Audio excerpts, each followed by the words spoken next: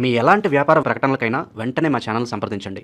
అందరికీ నమస్కారం. ఈరోజు మనతో పాటు ఉన్నారు ప్రముఖ ఆధ్యాత్మికవేత్త జ్యోతిష పండితులు శేషగిరిరావు గారు. గురుగారితో మాట్లాడదాం. గురుగారు నమస్కారం. నమస్తే అమ్మా. గురుగారు, ఈ నవంబర్ మాసంలో కర్కాటక రాశి వారికి ఎలా ఉంటుందంటారు? కర్కాటక రాశి వారికి ఈ నెలలో గత 2-3 నెలలతో పోలిస్తే ఖచ్చితంగా కొద్దిగా మంచి కాలం బిగిన్ అయిందనే చెప్పాల్సి ఉంటుంది.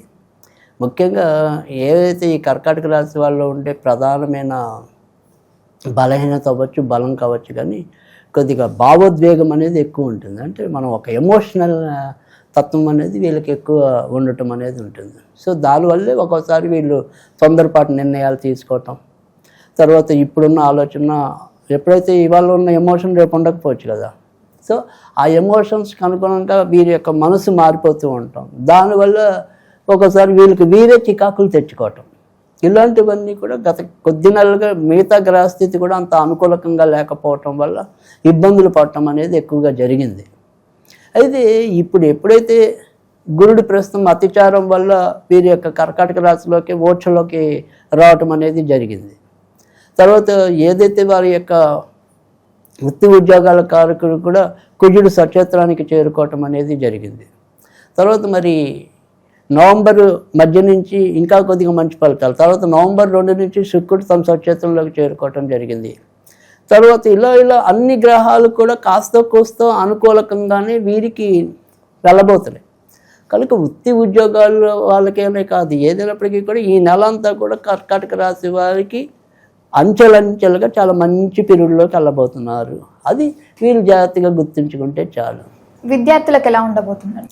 తప్పకుండా కర్కాటక రాశి విద్యార్థులకు కూడా ఇప్పుడు బుద్ధి బలానికి కారకుడైన కుజుడు కూడా మంచి ప్లేస్లో రావటం అనేది, కనుక ఇటు విద్యార్థులనే కాకుండా ఏదైనప్పటికీ కూడా వీరి యొక్క సంతానం అనుకోండి, ఈ కర్కాటక రాశి సంతానం అనేది ఇప్పుడు కొద్దిగా డే బై డే చాలా మంచి వృద్ధిలోకి రావటం అనేది కనపడుతుంది.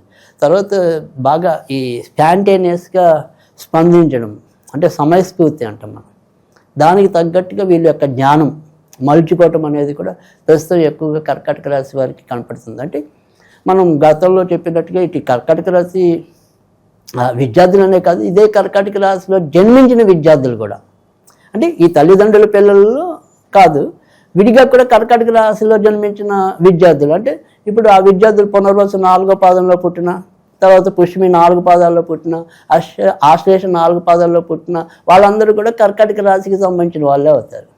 మరి అందులో మరి విద్యార్థులు ఉంటారు, వ్యాపారస్తులు ఉంటారు, ఉద్యోగస్తులు ఉంటారు, ఇలా రకరకాల వాళ్ళు ఉంటారు కదా. అలా ఈ విద్యార్థులు కూడా ఇప్పుడు ఖచ్చితంగా వారి విద్యలో అభివృద్ధికి రావటం అనేది అయితే జరుగుతుంది. సో కనుక అది కూడా మంచి ఫలితం అనేది చెప్పాలి. అయితే కొత్తగా కర్కాటక రాశి వాళ్ళు ఎవరికైనా పిల్లలు కావాలనే కోరుకున్నా, అంటే లేదా సంతానం కోసం ఎదురు చూపులు చూస్తున్న దంపతులు ఎవరైనా ఉంటే కూడా వారికి కూడా ఇది మంచి కాలంగానే చెప్పాలి.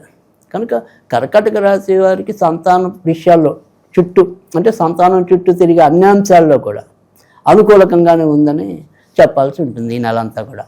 ఉద్యోగపరంగా ఎలా ఉండబోతుందంటే, ఉద్యోగపరంగా మధ్య మధ్యలో చిన్న ఇబ్బందులు, ఎందుకంటే పంచమంలో ఉద్యోగాధిపతి అనేది మధ్య మధ్యలో ఇబ్బంది పెట్టడం అనేది ఉంటుంది, లేదా ఆకస్మిక మార్పులు అనేవి కూడా సంభవిస్తాయి. ఒకసారి ఉన్నట్టుండి ఏదైనా సరే వేరే ప్రాంతాలకి బదిలీ చేయటం కూడా, ముఖ్యంగా ఈ ప్రభుత్వ ఉద్యోగ రంగంలో ఉన్న వాళ్ళకైతే కనుక ఒక్కోసారి బదిలీలు పరిస్థితులు కూడా ఎదుర్కోవాల్సిన విధానం ఉంటుంది. సో అలా ఉద్యోగాల్లో అనివార్యంగా కొన్ని మార్పులు వచ్చేందుకు అవకాశాలు ఎక్కువగా ఉన్నాయి. తర్వాత ఉద్యోగాల్లో కూడా వీళ్ళు ఇదే మనం సడన్ ఎమోషన్స్ వల్ల కొన్ని ఇబ్బందులు వీళ్ళు తెచ్చుకోవటం, లేదా తొందరపాటు చూపించటం, అది గత 2-3 నెలలతో పోలిస్తే తగ్గినట్టు, అంతే తప్ప పూర్తిగా తొలగినట్టు కాదు. అంతకుముందుతో మనం కంపేర్ చేసుకుంటే ఓకే, చాలా మటుకు అది నయమైంది ఆ జబ్బు అనేది. సో కానీ ఇంకా మూలం ఉంది. సో ఆ మూలం తొలగడానికి ఇంకా కొద్దిగా టైం పడుతుంది, కానీ ఖచ్చితంగా ఉన్నంతలో అయితే ఇది మంచి పీరియడ్ కానీ మనం ఉద్యోగులకి చెప్పాలి. సరే, ఉద్యోగం ఒకవేళ కొత్తగా రావాలంటే వస్తుందా? సరే, ఉన్న వాళ్ళకైతే ఆకస్మికంగా మార్పులు అన్నాం, లేదా ఉన్నటువంటి తొందరపాటు అన్నాం. సరే, మరి కొత్తగా మన నిరుద్యోగుల పరిస్థితి ఏంటి అనేది ఉంటుంది. సో నిరుద్యోగులకి కూడా ఖచ్చితంగా ఇది మంచి కాలమే, కొద్దిగా గ్యారంటీగా ఉద్యోగస్తులు అయ్యే పరిస్థితులు కూడా ఎక్కువ ఉన్నాయి. అయితే ప్రత్యేక సూచన ఏంటంటే ఉన్న చోట కాకుండా కొద్దిగా వేరే వేరే చోట అయితేనే ఉద్యోగాలు వచ్చే అవకాశాలు ఎక్కువ ఉన్నాయి. కాదండి నేను ఊరు కదలనండి, నేను ఇక్కడే ఉంటానండి అంటే చెప్పలేము. సో అవకాశాలు ఆలస్యం అవ్వచ్చు. అలా కాకుండా నేను ఎక్కడికి వెళ్ళడానికైనా సిద్ధమే, నాకు కావాల్సిన ఉద్యోగం అనే భావన ఎవరికైతే ఉందో వాళ్ళు తప్పకుండా విజయం సాధిస్తారు. సో అందుకని ఆ రకంగా ఉద్యోగస్తులకైతే ఇబ్బంది లేదు. ఈ పెళ్లి కాని వాళ్ళకి ఈ మాసం అన్న పెళ్లి యోగం ఉందంటారా గురుజీ? కొద్దిగా పెళ్ళి కాని వారి పరిస్థితి మాత్రం కొద్దిగా అంతంత మాత్రంగానే కనపడుతుంది. ఎందుకంటే వీరికి పెళ్ళికి సంబంధించిన గ్రహము శని అవ్వటం అనేది, తర్వాత ఇందులో మనకి ఈ ఆశ్లేష, తర్వాత పుష్యమి, పునర్వసు. ఇందులో పుష్యమి నక్షత్రం కొద్దిగా పెళ్ళికి ఇబ్బంది పెట్టే నక్షత్రం. అంటే ఆల్రెడీ పెళ్ళి అయిపోయిన వాళ్ళకి కూడా ఒక్కోసారి ఇబ్బందులు ఉంటాయి. పుష్యమి నక్షత్రంలో ఉంటే ఈ సాంసారిక జీవితంలో ఎంతో కొంత మధురిమ తక్కువ ఉంటుంది. సరే, ఇంకా కొత్తగా పెళ్లి కావాల్సిన వాళ్ళ పరిస్థితి కూడా ఇప్పుడు ఏదైతే మనకి ఈ శని వక్రంలో ఉన్నాడు, అంటే వీళ్ళ వివాహకారకుడు వక్రంలో ఉన్నాడు, కాకపోతే భాగ్యస్థానంలో సంచరిస్తున్నాడు కాబట్టి పెళ్ళి అవటం అనేది ఒక అదృష్టం. అయ్యాక అంత ఇబ్బంది ఉండదు. సో అది కొద్దిగా ఇబ్బందిగానే వీళ్ళకి గోచరిస్తుంది. సరే, ఒకవేళ ఈ పెళ్ళి అనేది కొంత ఇబ్బంది పడుతున్న కర్కాటక రాశి వాళ్ళు ఎవరైనా ఉంటే కనుక ఒక 8 శనివారాలు ఆంజనేయుడికి తమలపాకులతో కానీ సింధూరంతో కానీ కొద్దిగా అర్చన చేస్తే ఏదైనా ఒకంత ముందుకు వెళ్ళే అవకాశాలు ఉంటాయి. సో కొత్తగా పెళ్ళి కావాల్సిన కొద్దిగా కష్టం ఉంటుంది. ఓకే గురూజీ, కుటుంబ పరంగా ఎలా ఉంటుందంటారు ఈ కర్కాటక రాశి వారికి? కుటుంబ పరంగా కూడా ఇప్పుడు ఏదప్పటికీ కూడా ఈ శని మనం వివాహకారకుడను ఆయన వక్రంలో ఉన్నాడని కూడా చెప్పాం. అయితే కానీ అయినప్పటికీ కూడా అది మరీ చెడు స్థానం కాకపోవటం వల్ల ఏంటంటే ఓకే, వీళ్ళకి కూడా మిగతా రాసులలాగానే కొద్దిగా ఆ తాత్కాలికంగా వచ్చినప్పటికీ కూడా మళ్ళీ ఒకళ్ళొకళ్ళు అర్థం చేసుకునే ప్రయత్నం అనేది అయితే ఉంటుంది. మూర్ఖంగా మా మాటే నగ్గాలని అటు ఆ భర్త కానీ ఇటు భార్య కానీ ఉండకపోవచ్చు. ఎంతో కొంత మళ్ళీ ఇద్దరు కూడా కాంప్రమైజ్ అయ్యి వెళ్ళటం అనేది అయితే ఉంటుంది. అసలు గొడవలు రాకుండా ఉండే పరిస్థితి లేదు. ఎందుకంటే శని కొద్దిగా మధ్య మధ్యలో ఇబ్బందులు సృష్టించడం, అంటే ముఖ్యంగా ఏమవుతుందంటే ఇటు జీవిత భాగస్వాముల యొక్క, అంటే భార్య అవ్వచ్చు భర్త అవ్వచ్చు, వాళ్ళ యొక్క తల్లిదండ్రుల ప్రవర్తన కానీ వాళ్ళ యొక్క ఆరోగ్య విషయాలు కానీ అవి కొద్దిగా వీళ్ళిద్దరి మీద కూడా ప్రభావం చూపిస్తాయి.